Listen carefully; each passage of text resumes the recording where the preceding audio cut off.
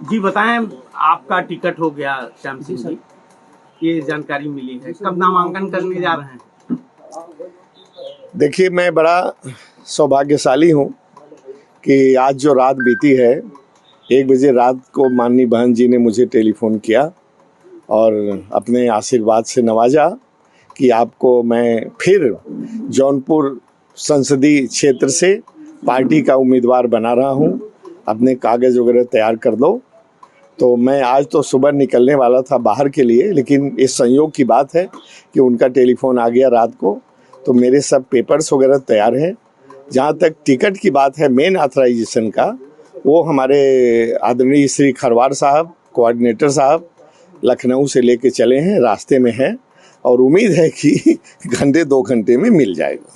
कल कोऑर्डिनेटर खरवार साहब ने कहा कि ये सब चीजें अफवाह है, श्री कला सिंह के टिकट कटने की बात को अफवाह बताया था खरवार साहब ने। देखिए, मैं बताऊं, मैं तो इधर इतना अपने काम में, मैं अपने मौज में मशगूल था कि मैंने कोई किसी का इंटरव्यू नहीं देखा, मैंने कोई प्रेस कॉन्फ्रेंस नहीं देखा और मुझे किसी चीज़ का ध्यान नहीं, याद नहीं है।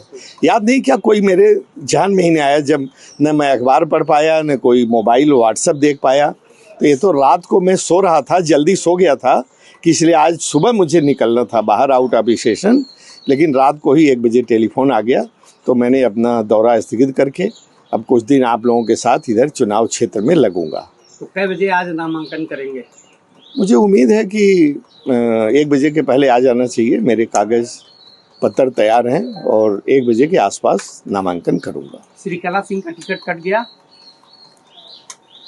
अब मैं क्या कहूँ, जब तक मेरे हाथ में नहीं आता। आप नामांकन करने जा रहे हैं, कोऑर्डिनेटर, जिला अध्यक्ष, सारे लोग आपके यहाँ। जो फैक्चुअल पोजीशन थी मैंने आपको पहले ही बता दिया, अब उससे आप समझ लीजिए। टिकट पाकर कितना खुश है?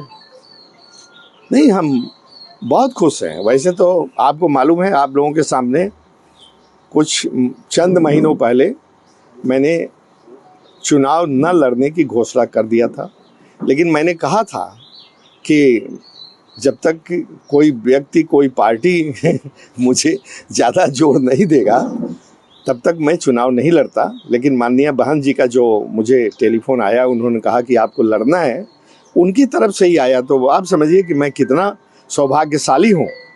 तो मैं तैयार हो गया हूँ एक बार फिर कमर कस करके, और सिराजे हिंद की जनता मुझे लगता है कि मुझे आशीर्वाद देगी, क्योंकि ज्योतिष ने कहा था, एक ज्योतिषी ने मुझे कहा कि अगला एमपी आपको ही होना है।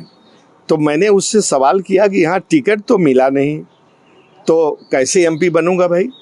उसने कहा अब ये तो मैं नहीं जानता, लेकिन ऐसा योग कह रहा है। और कल जब शाम हुई, फिर मैंने टेलीफोन किया कि कल तो 6 तारीख लास्ट डे है नॉमिनेशन की।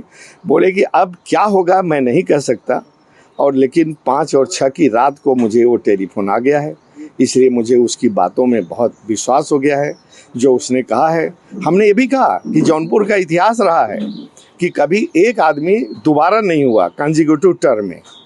तो उसने कहा कि अब मैं इसको नहीं कर सकता, कैसे होगा, लेकिन अगला एमपी आपको होना है। तो उसकी बात का मुझे बहुत विश्वास है और मैं उसी विश्वास पर और बसपा के कार्यकर्ताओं के विश्वास पर, सिराजे हिंद की धरती पर जितने हमारे वोटर हैं, पहले भी उन्होंने मुझे बहुत मदद किया है, बहुत हमारे लिए उन्होंने वोट देने के लिए धूप गर्मी झेली है। पूजा पाठ ज्योतिषी पर कितना विश्वास करते हैं?